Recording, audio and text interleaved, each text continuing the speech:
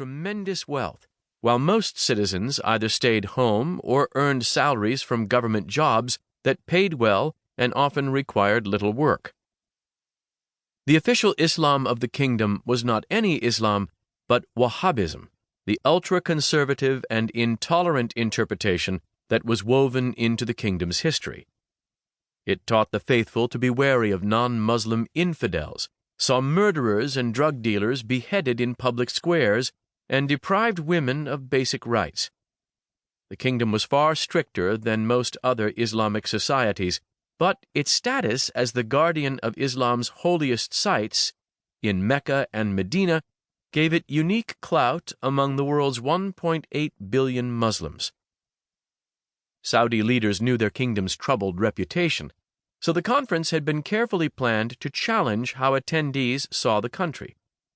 Guests had dined on grilled lamb and chocolate truffles at private dinners hosted by princes and officials in opulent homes with swimming pools, art galleries, and hidden liquor cabinets.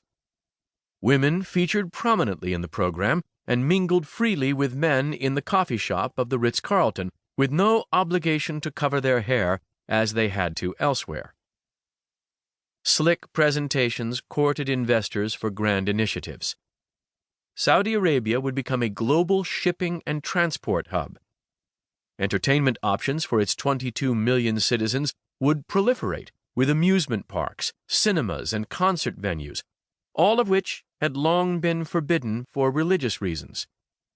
Tourism would boom, with the development of long-neglected historic sites and the creation of a world-class eco-resort in the Red Sea.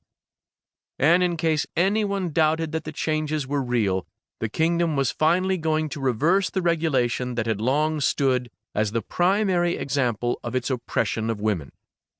In June 2018, it would let them drive. The message was clear. Titanic changes were afoot in Saudi Arabia, and the man driving them was a mysterious workaholic son of the king named Mohammed bin Salman.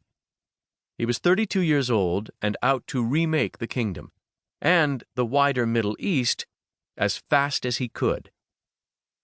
Seated in plush chairs or on the tan carpet, the conference attendees had come to take the measure of the young prince. Was he for real? Was he a visionary leader who would drag Saudi Arabia from its conservative past, or a rash upstart who would drive it into the ground? Murmurs raced through the hall as a side door opened and the prince appeared.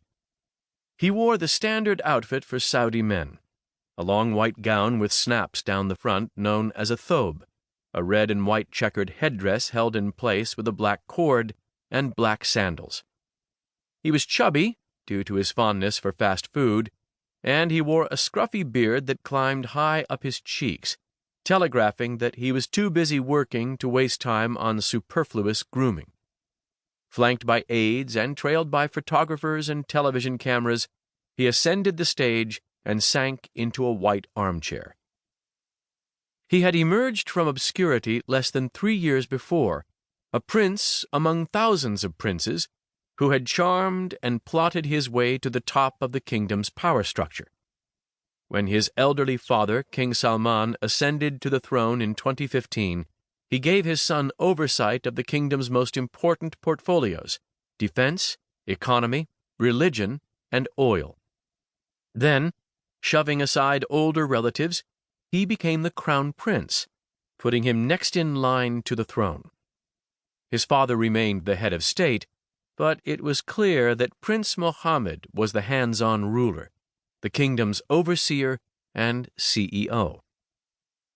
To distinguish him from the mass of his royal relatives, Saudis and Saudi watchers referred to him by his initials, MBS. He was a large man with a presence that filled up rooms. In public and private, he dispensed with the formal Arabic customary among Arab leaders and spoke rapidly in dialect, gesticulating with his large hands, his voice deep like a growl. He often overflowed with energy, his thoughts coming so fast he interrupted himself mid-sentence.